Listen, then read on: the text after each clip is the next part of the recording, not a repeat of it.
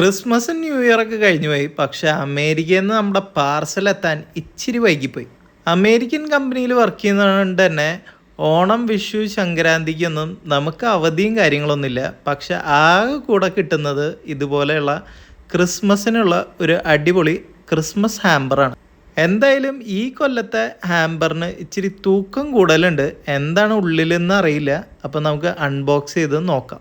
അപ്പോൾ നമ്മളുടെ മാനേജർ പറഞ്ഞു, വരട്ടെ വരട്ടെ, നമ്മളുടെ അമേരിക്കക്കാർ ഇത്രയും കഷ്ടപ്പെട്ട് ഈ പാർസലൊക്കെ അയച്ചതല്ലേ, എന്തായാലും 4 ഫോട്ടോ എടുത്ത് അവർക്ക് അയച്ചു കൊടുക്കാം.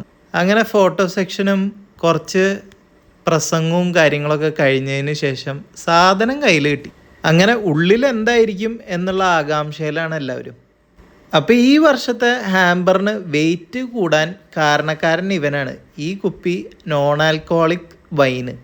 അതുകൂടാതെ പെട്ടിയിൽ നല്ലൊരു കീ ചെയിനും പേനയും പിന്നെ ഒരു ചെറിയ മണി പേഴ്സ് പോലത്തെ സംഭവം. എല്ലാത്തുമേയും നമ്മുടെ കമ്പനിയുടെ ബ്രാൻഡിങ് കൊടുക്കാൻ അവർ മറന്നിട്ടില്ല കേട്ടാ. അതൊന്നും പോരാതെ നല്ല അടിപൊളി കാഷ്യൂനട്ട്, കുക്കീസ്, പിന്നെ ഒരു അടിപൊളി കേക്കും ഈ ഹാമ്പറിലുണ്ട്. അപ്പോഴാണ് നമ്മുടെ കൂട്ടുകാരൻ പറയണത്, ഇത് മണി പേഴ്സ് അല്ല, നമ്മളുടെ കാർഡുകളൊക്കെ വെക്കുന്ന ഒരു കാർഡ് ഹോൾഡറാണെന്ന്. ഇതൊക്കെ ഒരു സാമ്പിള് വെടികെട്ടാണ് കേട്ടോ.